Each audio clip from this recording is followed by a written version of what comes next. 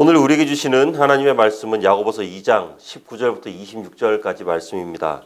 우리 한 절씩 교독하겠습니다. 네가 하나님은 한 분이신 줄 믿느냐? 잘하는도다. 귀신들도 믿고 떠느니라. 허탄한 사람아, 행함이 없는 믿음이 헛것인 줄을 알고자 하느냐?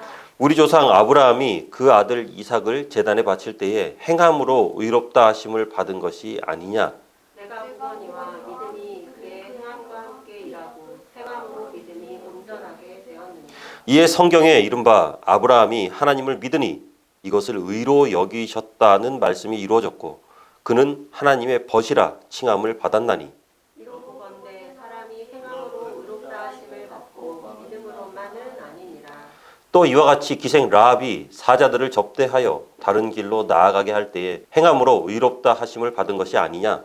영혼 없는 몸이 죽은 것 같이 행함이 없는 믿음은 죽은 것이니라. 아멘. 자, 어떤 사람이 산길을 걸어가다가 네 다리를 모두 다친 여우를 봤습니다. 야생동물이라서 다리를 다치면 사냥을 할 수가 없죠. 결국은 굶어 죽겠죠. 그런데 며칠 후에 같은 장소를 갔더니 여우가 여전히 다리를 다친 채로 살아있는 겁니다. 이 사람은 이유가 궁금했어요. 어떻게 살아있었을까? 그래서 주변에 몰래 숨어가지고 기다리기로 마음을 먹었습니다. 얼마간의 시간이 지나고 나니까 숲에서 갑자기 호랑이 한 마리가 푹 나타나는 거죠. 야, 이제 여우는 진짜 죽었구나 라고 생각을 했는데 이게 웬일입니까? 호랑이가 먹이를 여우에게 갖다 주는 거예요. 이 사람은 무릎을 탁 쳤습니다. 우와, 하나님께서는 다리 다친 여우도 이렇게 먹이시는구나. 굳은 확신이 생긴 이 사람은 자기도 하나님께서 먹이실 거라고 이렇게 생각을 했죠. 그래서 하나님이 도울 것을 기다리면서 가만히 누워서 기다리기만 했습니다. 하지만 먹을 것을 가져다 주는 호랑이는 나타나지 않았고 그냥 굶어 죽어버렸거든요. 그렇게 죽고 난 다음에 이 사람이 하나님을 만났습니다. 그래서 하나님께 항의했습니다. 하나님, 왜 내게는 호랑이를 보내주지 않았습니까? 그러니까 하나님께서 이렇게 말씀하셨어요. 너는 왜 호랑이처럼 갖다 주는 사람이 되려 하지 않고 여우처럼 받아 먹으려고만 하는 사람이 되려고 했느냐라는 거죠. 편협한 사람은 모든 사건과 이야기를 자기 입맛대로 해석합니다. 입장을 바꿔 생각하지 않고 자기 좋은 대로만 생각해요. 하지만 성숙한 사람은요, 서로의 처지를 달리해서 볼 줄 아는 그런 눈이 있습니다. 생각을 바꿔서 보면은요, 안 보이던 것도 보이거든요. 견해를 달리해서 보면 막힌 곳에서 새로운 돌파구를 발견할 수 있고 관점을 바꿔서 보면은 전혀 다른 결과가 나타나기도 합니다. 예를 하나 더 들어볼까요? 어떤 형제가 있었는데 형이 굉장히 큰 성공을 이뤘어요. 엄청 돈을 많이 벌었어요. 부자가 돼서 동생에게 아주 멋진 스포츠카를 딱 선물로 사줬습니다. 선물을 받은 동생은 아주 기뻐하면서 날듯한 기분으로 새 자동차를 타고 집으로 이렇게 오고 있었는데 그 동네 꼬맹이 하나를 만났어요. 꼬마가 묻는 거예요. 와, 아저씨 새 차 사셨네요. 아니, 내가 산 것이 아니고 형이 선물로 줬어. 우와, 진짜 부러워요. 그러니까 너무 부러워하지 마. 너도 장차 크면 이렇게 좋은 선물을 받아서 기분 좋은 날이 있을 거야 라고 이렇게 얘기하니까 그 아이가 말합니다. 아니요, 저는 아저씨가 선물 받은 게 두려운 게 아니라 동생에게 자동차를 선물해 줄 수 있는 그 형이 부러운 거예요. 나도 나중에 크게 성공해서 그 형처럼 주변에 선물을 줄 수 있는 사람이 되고 싶어요. 엄청 뻘쭘하겠지. 무엇을 보는가에 따라서 무엇을 얻느냐가 결정되는 것 같습니다. 공부를 열심히 해서 장학금을 받는 사람을 보고 그 장학금 받는 것을 부러워할 것인가? 어떤 사람은 그런데 장학금을 주는 사람을 부러워할 것 같아요. 세계 최고의 명문대학교다라고 하면 몇 군데 이렇게 이야기를 하겠지만 그 중에서 꼭 빠지지 않는 곳이 하버드 대학교입니다. 그런데 이 학교의 1년 학비가 혹시 얼마인지 아십니까? 학비만, 그러니까 등록금만 우리 돈으로 한 6천만 원 정도. 거기에다가 기숙사비나 이런 것들을 다 포함하면 기숙사비도 굉장히 비싸다 그럽니다. 그래서 1년에 한 1억 원 정도가 든다고 합니다. 그러니까 공부만 최고가 아니라 학비도 최고 수준이에요. 하지만 이 학비를 다 내고 다니는 학생들은 굉장히 드물다고 합니다. 왜냐하면 장학금 제도가 굉장히 많이 발달해 있기 때문이죠. 평균 60%의 학생들이 연간 1,500만 원가량의 장학금을 받으면서 학교를 다니고 있고요. 전체의 한 20%의 학생들은 등록금이 전액 면제된다 그래요. 이 면제되는 학생들의 놀라운 것은 부모님의 1년 수입이 7만 5천 달러. 그러니까 우리 돈으로 1억 원. 연봉 1억 밑으로는 다 학비가 면제되는 거예요. 부모의 연봉이 1억 원 밑으로는. 우리 생각으로 우와 할 수 있겠지만 또 미국은 또 조금 다르니까요. 이런 엄청난 장학금을 학생들에게 마구 줄 수 있는 이유는 간단합니다. 장학금을 받고 공부한 졸업생들이 다들 성공하고 돈을 잘 벌게 돼서 매달 일정 금액을 학교에 다시 기부하는 것이죠. 장학금으로 써달라고요. 그들은 학교를 다니면서 장학금을 받는 것, 내가 장학금을 많이 받아서 공짜로 학교를 다니겠다. 이것이 목표가 아니라 나도 언젠가는 후배들에게 장학금을 줄 수 있는 사람이 될 것이다. 비록 나는 지금 장학금을 받고 있지만 훨씬 더 많은 액수를 나는 장학금으로 줄 것이다. 라는 목표를 가지고 있다고 합니다. 이런 사람들이 모여있기 때문에 세계 최고의 대학이라는 그런 수식어를 여전히 가지고 있겠죠. 오늘 말씀을 시작하기 전에 어떻게 보느냐, 어떻게 생각하느냐 말 그대로 관점에 대해서 길게 나눴는데요. 이유가 있겠죠, 그죠? 바로 오늘 본문 말씀 때문입니다. 우리 함께 24절 말씀 함께 읽어보겠습니다. 시작. 이로 보건대 사람이 행함으로 의롭다 하심을 받고 믿음으로만은 아니니라. 굉장히 도전적이죠. 호전적인 말씀입니다. 만약에 이 말씀은 따로 딱 놓고 생각한다면 만약에 전후 좌우 아무런 고려 없이 딱 이 말씀만 놓고 생각한다면 굉장히 동의하기 힘들죠. 동의할 수 없는 말씀입니다. 우리의 구원은 오직 예수 그리스도를 믿는 믿음에서 이루어지기 때문입니다. 다른 그 어떤 것도 우리를 의롭다 할 수 없거든요.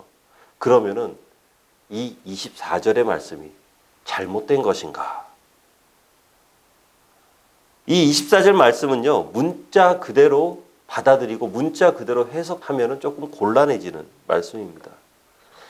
야고보서의 내용을 전체를 살펴보면 당시 이 교회 안에는 여러 가지 문제가 많이 있었어요. 경건치 못했던 부자들의 횡포가 교회 안에 있었고요. 일부 성도들은 형식적인 신앙의 모습을 가지고 있었습니다.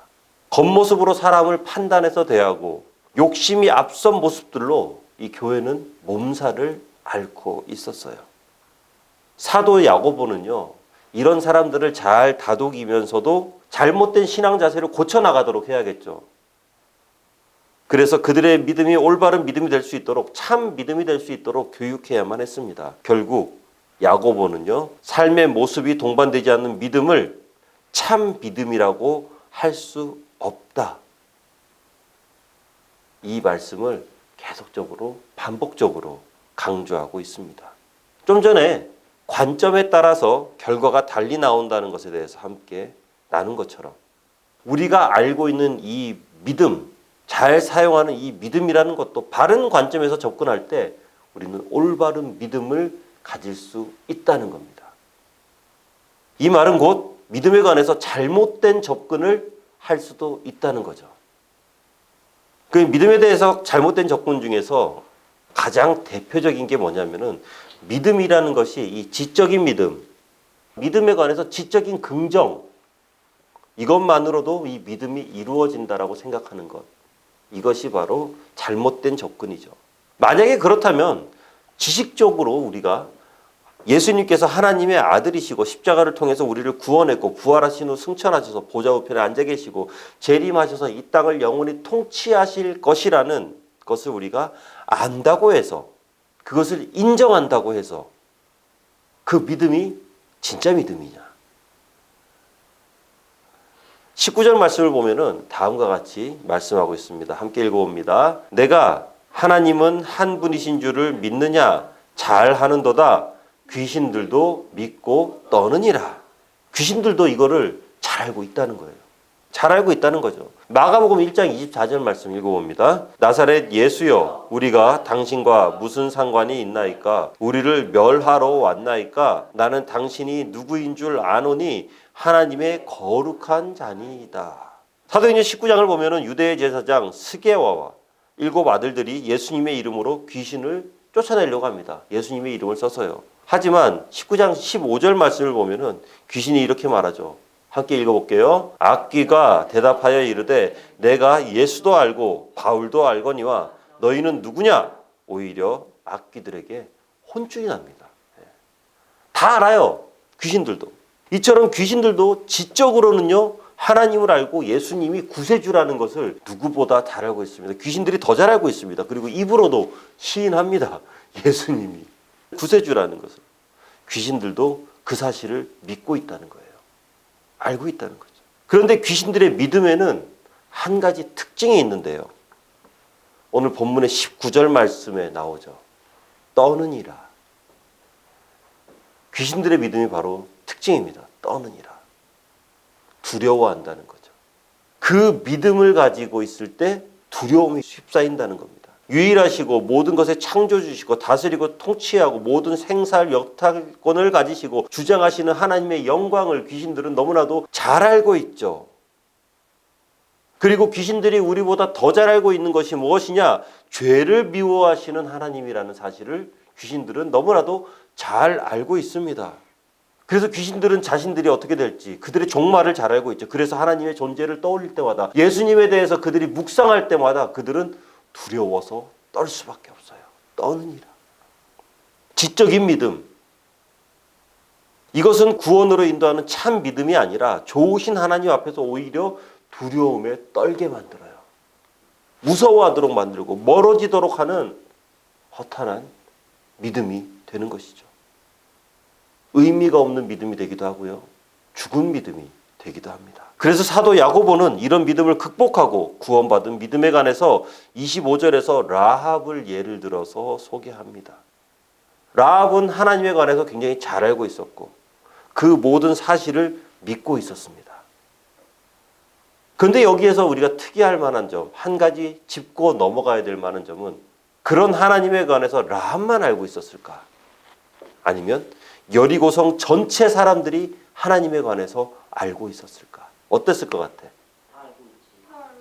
다 알고 있을 수밖에 없겠죠. 그죠? 살아가는 것이 거의 불가능한 광야에서 수백만 명의 이스라엘 백성들을 굶기지 않고 먹이셨던 하나님. 거기에다가 이제 노예살이하고 나왔기 때문에 변변한 무기도 없는 이스라엘 백성들을 이끌면서 백전백승의 무패 행진을 이어나가는 전쟁의 신, 무력의 신 하나님. 그리고 불복하는 자들에게는 오직 멸망밖에 없다는 것. 이런 하나님에 관해서 여리고성 사람들은 이미 잘 알고 있었고 깨닫고 있었고 그 사실을 믿고 있었습니다. 그래서 그들은 두려움에 떨고 있었죠. 알고 있었고 깨닫고 있었고 믿고 있었기 때문에 두려움에 떨 수밖에 없었던 것. 지적인 수준에서 머물러 있었기 때문입니다. 하지만 라합은 달랐죠. 라합은 이 믿음의 근거에서 행동을 합니다.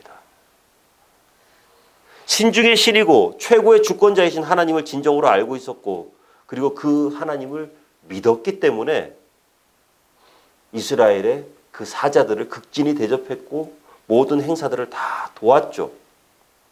결국 이러한 믿음과 행동은 라합 자신뿐만 아니라 부모, 형제, 친척들을 구원에 이르게 했고 다윗 왕과 예수 그리스도의 조상이 되는 그런 엄청난 영광을 누리게 됩니다.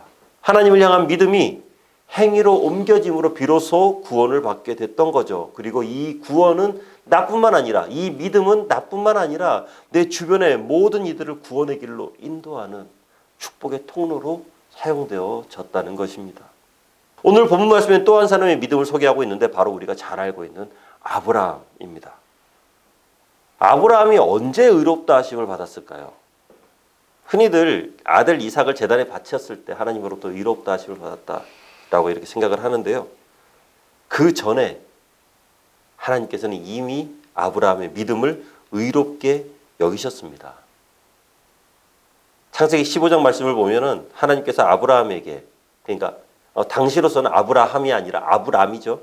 아브람일 때 나타나셔서 미래의 축복을 말씀하시는데 그때 처음으로 아브라함은 하나님을 믿게 됩니다. 그리고 하나님은 그 믿음을 의롭게 여기십니다. 15장에서 이미 하나님께서 아브라함을 의롭게 여기세요. 그 믿음을.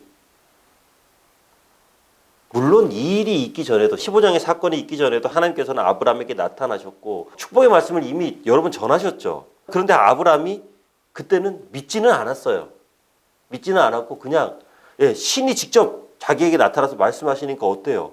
따를 수밖에 없죠. 왠지 따르지 않으면 죽을 것만 같고 엄청난 형벌이 내릴 것만 같으니까 따랐어요.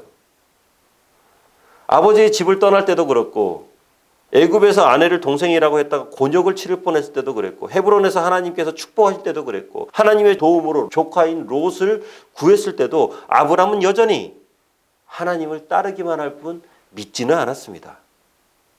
이처럼 믿음 없는 아브라함을 향해서 하나님께서는 또 의롭다고 해주시지도 않았죠. 하지만 창세기 15장에서 아브라함이 하나님을 믿었을 때 비로소 하나님께서는 그 믿음을 의로 여기십니다. 그리고 그 의의 모습을 모리아 산으로 갔을 때 그 의가 비로소 열매를 맺게 되죠. 그래서 23절 말씀을 보면은 아브라함이 하나님을 믿으니 이것을 의로 여기셨다는 말씀이 이루어졌고 그 모든 말씀이 이루어졌다. 의롭다 하심을 입은 아브라함이 이삭을 제물로 바침으로 의롭다 하심을 받았다는 것. 이것은 창세기 15장에 나오는 그때 입은 하나님의 의가 창세기 22장의 사건을 통해서 비로소 열매가 맺어졌다. 열매로 나타나게 되었다라는 것입니다. 이처럼 믿음으로 얻게 된 의는 행함으로 나타나게 되므로 비로소 우리의 삶에서 완전하게 된다라는 것을 말씀하고 있는 것이죠. 그리고 오직 믿음만을 이야기하며 아무런 열매를 맺지 못하는 그리스도인들을 향해서 오늘 본문 말씀은 다음과 같이 말씀합니다. 24절 말씀 함께 봅니다. 시작. 이로 보건대 사람이 행함으로 의롭다 하심을 받고 믿음만으로는 아니니라. 굉장히 극단적인 표현이 아닌가 생각을 가질 수도 있습니다. 하지만 이렇게 말씀하셔야만 됐던 그리고 그런 상황을 가졌던 그런 상황을 보고 계셨던 하나님 아버지의 마음은 또 어떠셨을까요? 극단적인 영적 편식만을 강조하면서 자기 편리의 신앙생활을 하는 유대인 그리스도인들을 향해서 진정한 구원에 이르는 믿음을 강조하고 싶으셨던 그것을 바로 알려주고 싶으셨던 하나님, 그 하나님의 안타까움과 삶 가운데 의의 모습을 드러내기를 원하시는 절실함이 이 야고보서의 이 말씀을 당시의 그리스도인들에게 그리고 오늘을 살아가는 우리에게 주시게 된 이유가 아닌가 다시 한번 생각해 봅니다. 하나님의 안타까움과 하나님의 절실함이 바로 이 24절 말씀에 저는 구구절절하게 묻어 있다라고 믿고 있는 것이죠. 말씀을 정리합니다. 예전에 제가 한번 설교를 하면서 예화를 나눴는데요. 엄지손가락이 이렇게 얘기합니다. 나는 최고를 나타내는 것이니까 내가 제일이야 라고 하니까 검지손가락이 무언가를 가리키고 방향을 설정하는 것이 나니까 내가 제일이야. 그러니까 이 가운데 중지손가락이 내가 키가 제일 크잖아. 그러니까 내가 제일이야. 새끼손가락은 살아가면서 가장 귀한 약속을 하는 것이 바로 나잖아. 그러니까 내가 제일이야. 막 이렇게 이야기해요. 서로 막 싸웁니다. 그러니까 이 약지 손가락이 가만히 있다가 한마디 합니다. 야! 아무리 그래도 니들 나 없으면 다 병신이야. 그렇게 얘기합니다. 믿음과 행함과의 관계가 좀 이런 것 같습니다. 어느 것 하나만 가지고 최고라고 할 수 없는 것이고 한 측면만 가지고 설명할 수 없는 것 같아요. 이것은 손가락 5개가 다 이루어졌을 때 하나의 손이 완성되듯이, 머리와 몸통과 손과 발이 모여서 하나의 몸이 되듯이, 학교라는 것은 어떻습니까? 건물만 있다고 그게 학교입니까? 그 안에 선생님이 계시고, 그리고 학생이 있을 때 비로소 그곳을 학교라고 하듯이, 행함과 믿음은 함께 있어야만이 하나의 크리스천을 이루어낸다는 것이죠. 오늘 본문의 26절 말씀입니다. 영혼 없는 몸이 죽은 것 같이 행함이 없는 믿음은 죽은 것이다. 근데 저는요, 이 말씀을 좀 이렇게 바꿔볼 수 있는 것 같습니다. 우리 한번 읽어볼게요. 26절 말씀을 좀 바꿔봤어요. 자, 시작. 몸과 영혼이 함께 있어야 하듯이 행함이 있을 때 비로소 산 믿음이 될 수 있습니다.